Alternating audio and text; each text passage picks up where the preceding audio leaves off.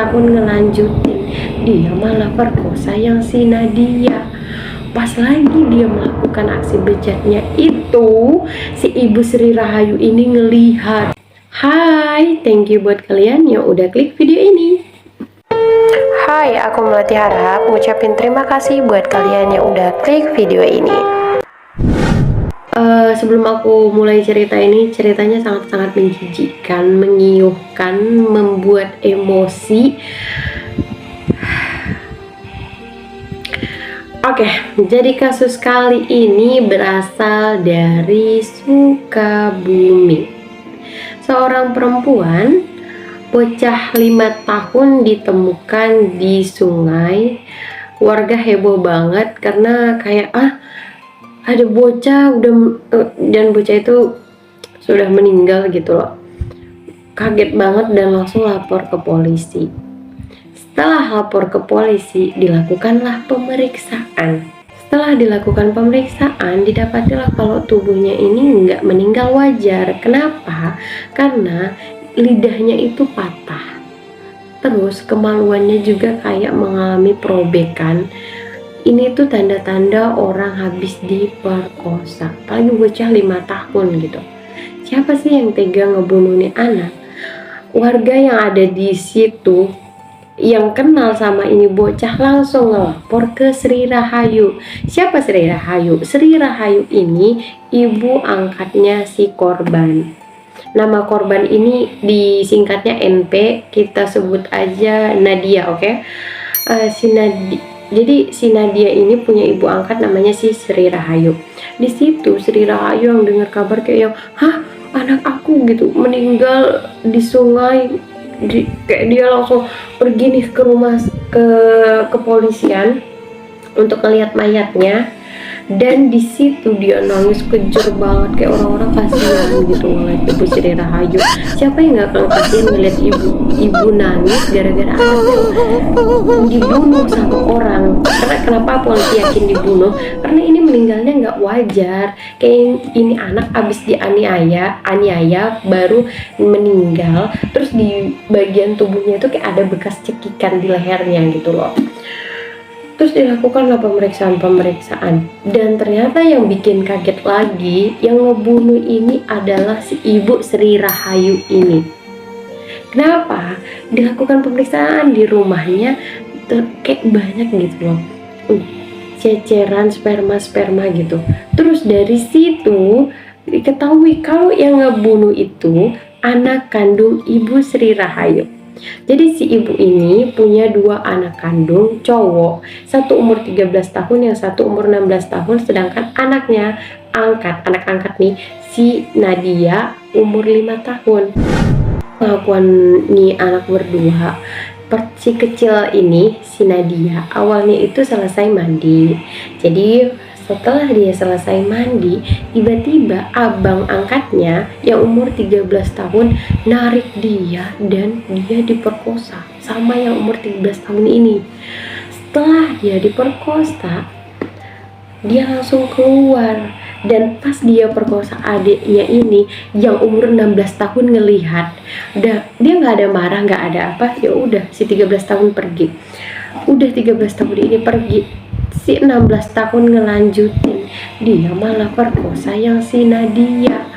Pas lagi dia melakukan aksi bejatnya itu, si Ibu Sri Rahayu ini ngelihat. Udah dilihat, bukannya dia kayak teriak atau apa gitu loh anak dia melakukan hal itu, dia malah bantu si anak ini buat nyekik si Nadia. Dan ada plot twist yang sangat plot twist. Ternyata setelah si Nadia ini meninggal, diangkatlah sama mereka ke pojokan kamar. Terus mereka melakukan hubungan suami istri. Jadi mereka incest. Ini si ibu sama anak kandungnya melakukan hubungan, ya Allah, melakukan hubungan itu gitu loh, di depan mayat si Nadia yang habis mereka bunuh. Mereka melakukan hubungan itu, terus siapa itu karena panik kan, awalnya tuh panik, takutnya si Nadia kan umur bocah 5 tahun ya, bisa aja ya dia kayak ngomong gitu ceplos-ceplos ke orang, jadi mereka itu takut, jadi mereka langsung udah selesai melakukan hubungan itu, akhirnya dibawalah si Nadia ini ke arah sungai yang memang ada di belakang rumah mereka, tapi jaraknya itu adalah kira-kira 500 meter. Tapi untuk ke sungai itu cuma ngelewatin pohon-pohon yang kemungkinan orang lewat itu sangat-sangat kecil gitu. Jadi mereka bertiga ngebawa si Nadia ke sungai, digotong bertiga, udah digotong ditaruh lah ke sungai itu, sampai akhirnya si Nadia ini hanyut sekitar 1 kilometer gitu. Makanya ditemuin sama warga yang ada di sana gitu. Terus itu ternyata hubungan incest mereka ini enggak terjadi di saat itu juga. Si ibu Sri Rahayu ini memang ada gila-gilanya, ada saitonnya, bukan ada saitonnya, memang dia saitonnya. Soalnya anak dia umur 13 sama umur 16 tahun ini pernah diajak begituan sama dia. Diajak dia yang ngajak anaknya. Pertama terus polisi nanya, kok bisa gitu, kejadian awalnya gimana, ada apa gitu, kok tiba-tiba bisa melakukan hubungan itu. Dan dia bilang, jadi pas saya habis mandi, saya buka anduk saya, terus habis itu mereka melakukan hubungan itu. Jadi anaknya lagi, astagfirullah, santuy. Jadi jadi anaknya ini kan lagi nonton TV, dia kelar mandi, dibuka sama dia anduknya, terus mereka melakukan hubungan itu sama anaknya.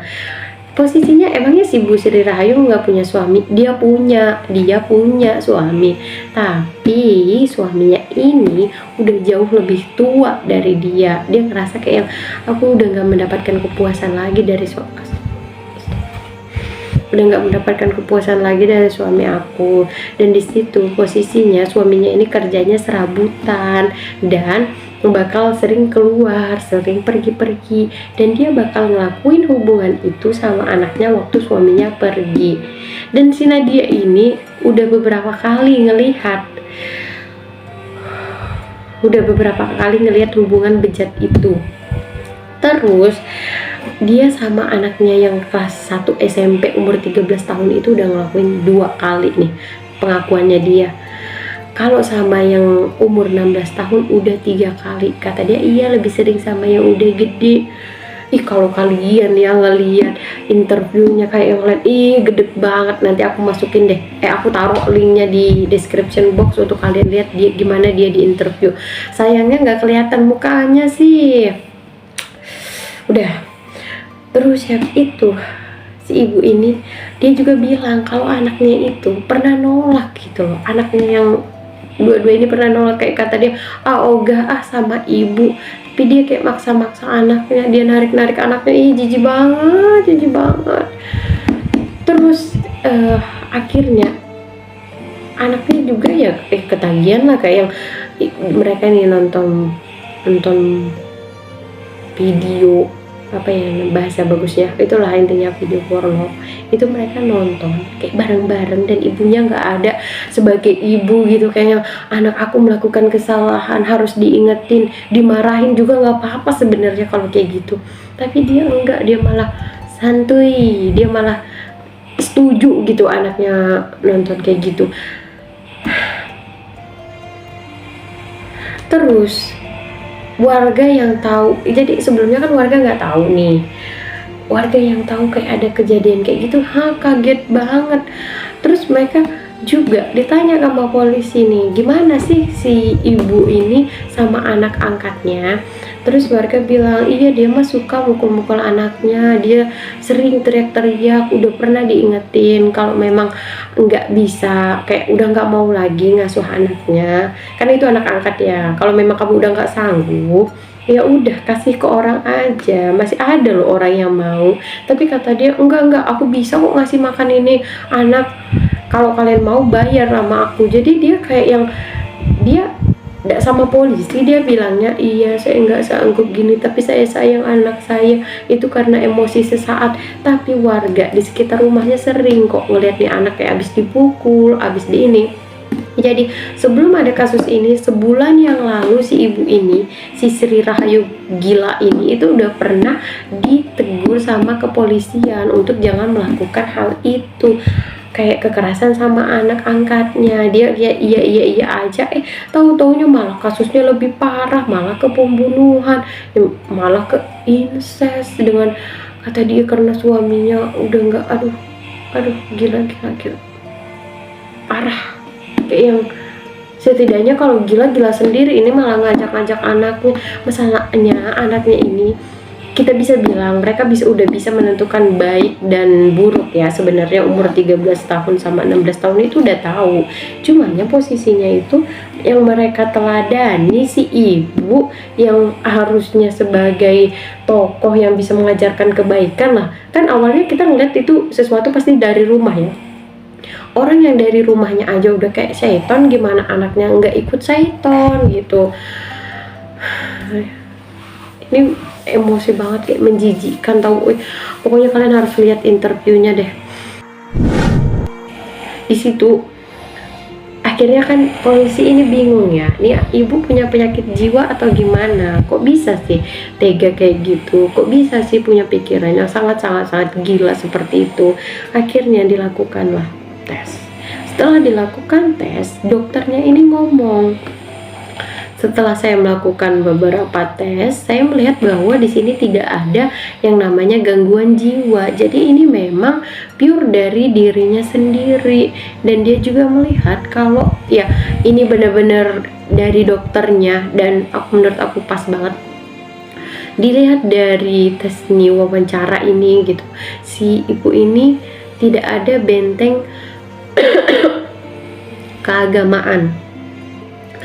Jadi bener-bener udah jauh banget dari keagamaan. Maksudnya nggak harus solehah banget gitu loh, tapi setidaknya ada benteng yang mengatakan kayak, oh jangan melakukan ini gitu loh, jangan sampai kayak gitu. Itu kan udah syaiton banget loh kelakuan si ibu. Dan yang bikin kaget lagi, ternyata dia cuma di penjara 13 tahun.